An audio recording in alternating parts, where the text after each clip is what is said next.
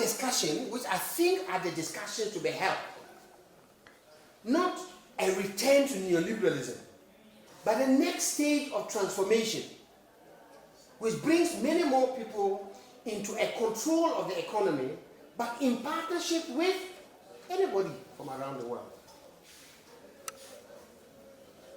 I think democratic developmentalism as a concept is a unifying thinking. It requires us to think about how do you actually deal with peasants? How do you work at the sectoral level? How do you deal with changes and reforms at the enterprise level? How do you make politics work in an ethnically diverse country? We are definitely learning from it, and we're planning to launch a major Pan-African conference on democratic developmentalism when Meles passed. Hopefully, you guys don't drop a coherent thinking that a continent very much needs. And of course, we can all improve on it, understand its own contradictions, but we are in need of a more holistic thinking about how the continent goes forward. Thank you. This wake-up call basically said that, the purpose of a liberation movement in power is to make the rural economy function and link the rural economy to an urban economy through industrial development. This is the only justification for a liberation movement running a state.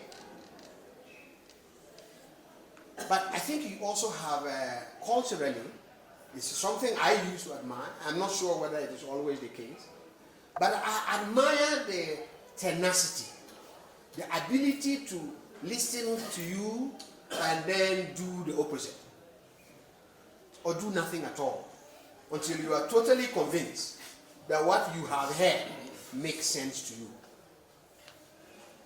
That cultural tenacity is shared by many countries that have made a change. The reluctance to say yes to everything until proving beyond reasonable doubt that the balance of benefits and costs is such that my yes makes sense. It's a slightly different culture with most parts of the African continent. I would say that tenacity is really important. People talk about Rwanda, that I go to very often. They share something similar in that tenacity and a certain sense of discipline. So there are always cultural factors. Don't lose that tenacity and don't lose that discipline. Don't be in a hurry to say yes. Be totally convinced that the alternative is better than the carrot. Okay, so we diverged actually quite rapidly from post-2005. Let me just say that I talk about Ghana a lot more because I have also been a commissioner of the National Planning Commission for 5 years. So I've been involved as one of 35 people trying to think about what you do with a place like Ghana, with lots of opportunities, but a complete mess.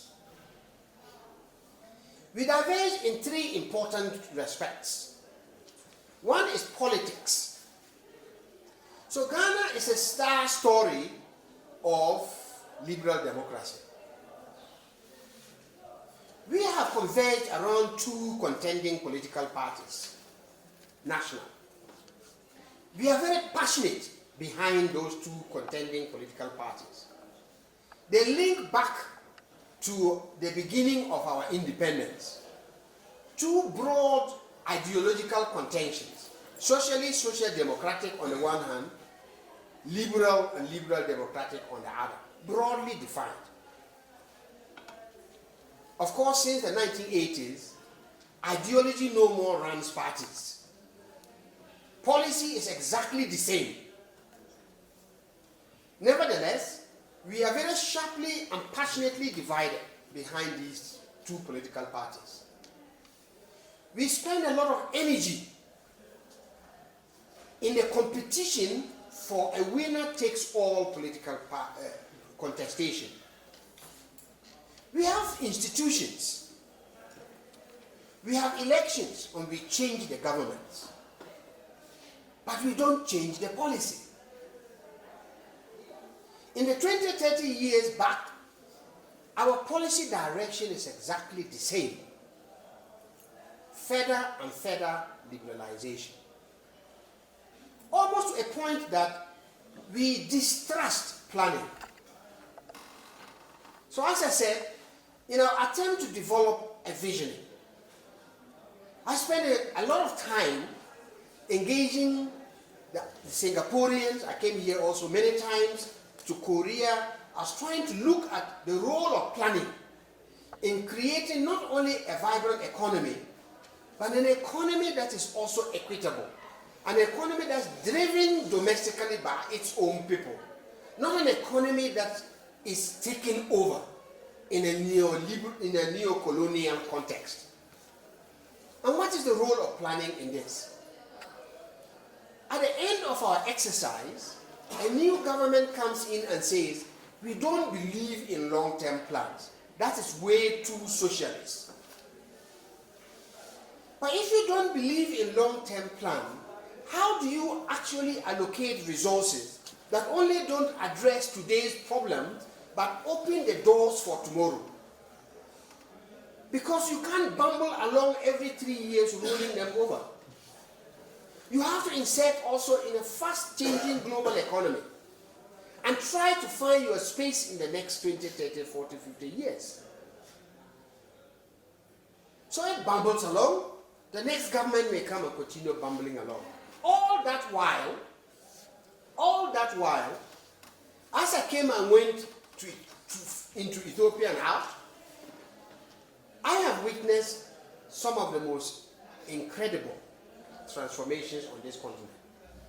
Believe me or not, in terms of the rate of industrial or manufacturing, the rate of change of manufacturing value added on this continent, Ethiopia remains one. Mauritius and South Africa are largely matured semi-industrial economies. Change is slow. And after all, South Africa is caught up in its own muddles and problems. Industrial development is quite rapid. The infrastructure change is dizzying. And I mean from services infrastructure to economic infrastructure. It's quite dizzying. It's almost not comparable anywhere on the continent I have been. Except at that time in Libya, not industry, but infrastructure, before Gaddafi's overthrow. I used to travel that place also as part of my work. I think you have to look out to appreciate what had happened post-2005. And this is because there is some, in our view, when we used to engage, and we used to engage and help bring other people. Anyway, later on, Meles built his relationships very quickly. It didn't matter. But some seasoned economists, Joe Stiglitz and the type, that are not particularly radical thinkers, but they are structuralists, economists, mainstream, but structuralists in context, in the way they are thinking, to engage. But to engage also in the understanding of the coherence. So the coherence not only in what policies do you do in your macroeconomy, how do you solve your debt problems, how do you balance your books a little bit, how do you do sectoral policy to get industrial development going, not just that, but how those also lead to lifting all boats as much as you can. And how does that process of economic reform also connect with the thinking of politics? I know that this term that Meles used to use is kind of far-reaching, and as I follow changes, it's slowly been diminished. But don't. because it encapsulates the challenges that we have on this continent. This is the concept of democratic developmentalism. It's a mouthful, but it is really the contending alternative theory. Neoliberal theory, political theory, goes with neoclassical economics. You believe in it, you don't believe in it, they don't lead to development, but they lead to some kind of coherence in thinking. They certainly don't drive development in countries at a very late stage of industrialization. But there's coherence in the thinking. Democratic developmentalism said the following to me. We have to develop. We can learn from those who were also late industrializers and have made a change. We can adapt those lessons in economic development. But we are operating in a different era. We're operating in a context in which majority of our people are rural, not educated. Productivity levels are low. If we don't want to leave them behind in the transformation process, then the developmental approach must also be democratic in two contexts.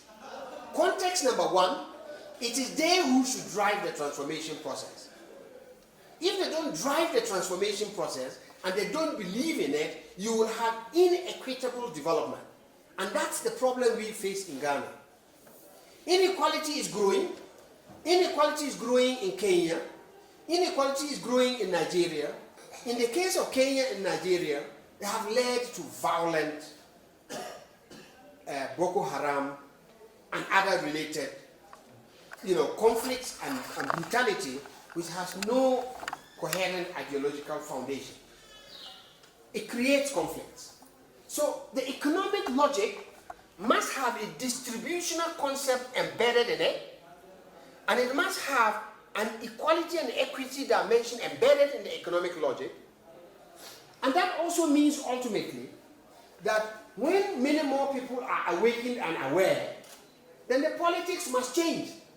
We used to ask the question, doesn't this logic ultimately lead to the demise of the liberation movement party?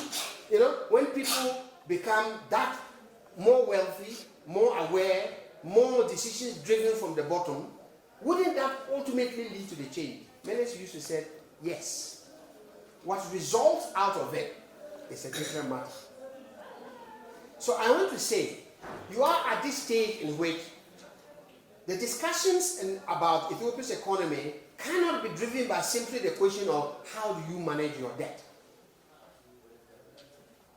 It cannot be driven simply by the solution that our public enterprises are facing is simply because they are public enterprises and that they are ultimately better when you hand them over to global corporations. The question has to be, in trying to transform and make these public enterprises more productive, where is the role of national business people, the domestic entrepreneur?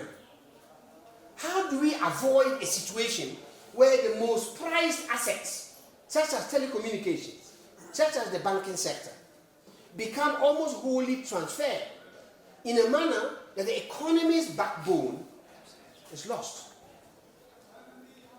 In that discussion, which I think are the discussions to be held, not a return to neoliberalism, but the next stage of transformation, which brings many more people into a control of the economy, but in partnership with anybody from around the world. I think democratic developmentalism as a concept is a unifying thinking.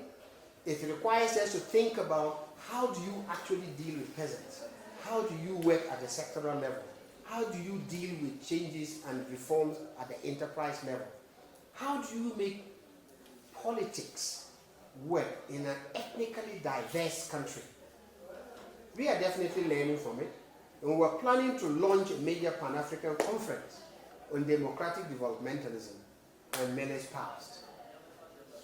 Hopefully, you guys don't drop a coherent thinking that a continent very much needs. And of course, we can all improve on it, understand its own contradictions, but we are in need of a more holistic thinking about how the continent goes forward. Thank you.